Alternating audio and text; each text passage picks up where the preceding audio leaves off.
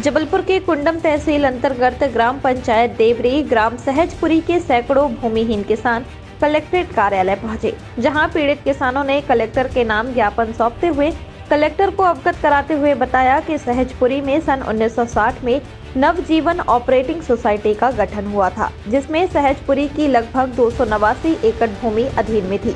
वहीं आगे चलकर सोसाइटी भंग हो गई, जिसके बाद उक्त 289 एकड़ भूमि पर बाहर के दबंगों द्वारा भूमि पर कब्जा कर लिया गया, जबकि बरसों से सहजपुरी के भूमिहीन किसान उस पर खेती किसानी कर अपना गुजर बसर कर रहे थे। लेकिन अब दबंगों ने उस जमीन पर कब्जा कर लिया। जब वह उक्त जमीन पर जाते हैं तो दबंग उन भूमिहीन किसानों के साथ मारपीट करते हैं और उन्हें वहां से भगा देते हैं। जी बताएं, क्या समस्या आप लोग की और क्या चाहते हैं? जी हमारी ये समस्या है, हम ज़मीन लेना चाहते हैं। जहां हमारा वो है, वो ज़मीन में दूसरे लोग कब्जा किए हुए हैं, वो हम ज़मीन लेना चाहते हैं। वो हमारी पंचायत के ना हमारे उस ज़िले के हैं, वो कटनी ज़िले के रहने वाले हैं। वो कटनी ज़िले के हैं, वो हमारी पंचायत में आकर कब्जा कर 30-30 एकड़ ज़मीन पर 40-40 एकड़ ज़मीन पर कब्जा किए हुए हैं। और हम लोग वहाँ जाते तो हम लोग को ज़मीन नहीं देते हैं। हम किसी भी हालत में हम वो ज़मीन हम लेना चाहते हैं सर।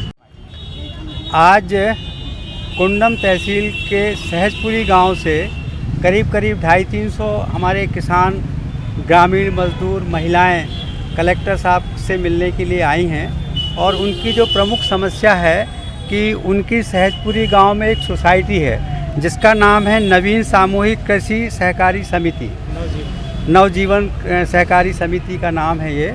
और इस समिति के माध्यम से, जो कि पिछले 3-4 सालों से निष्क्रिय और निष्पात पड़ी हुई है, उसके माध्यम से कई वहाँ पर असामाजिक तत्वों ने और कुछ बाहरी लोगों ने उस पर कब्जा कर रखा है। और ये करीब 289 एकड़ ज़मीन है, करीब 300 एकड़ ज़मीन है जिस पे उनका कब्जा है।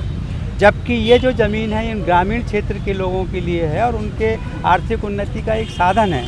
और इन लोगों ने ये ज़बरदस्ती वहाँ पर कब्जा करके इनको बेदखल किया हुआ है। तो आज ये सारे ग्रामीण जन बड़ी संख्या में कलेक्टर साहब से मुलाकात करने के लिए आए थे और उनको उन्होंने ज्ञापन भी दिया है। और इस बात का उसमें उल्लेख है कि ये जो सहकारी समिति है, इससे ये जो ज़मीन है इसको लेकर के और हम जो ये किसान हैं और जो मज़दूर हैं और वहाँ के जो क्षेत्रीय वासी हैं उनको वापस की जाए, ताकि ये अपन उसमें खेती बाड़ी करके अपनी आर्थिक उन्नति कर सकें। तो कलेक्टर साहब ने इसको बड़ी सहानुभूतिपूर्वक देखा है और ये आश्वस्त किया है हम सब लोगों को कि बराबर इसकी जांच कराई जाएगी।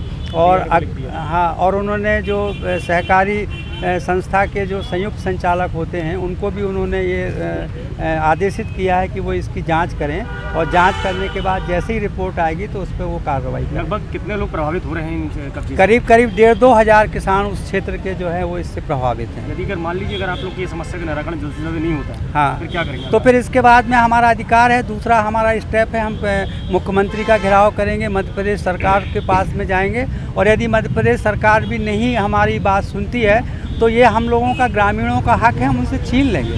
हमारे साथ में हजारों के किसानों के लोगों की संख्या हमारे साथ में है और हम अपना अधिकार लेना जानते हैं। हम उनको बेदखल करके छोड़ेंगे, चाहे हमको जो भी करना पड़े।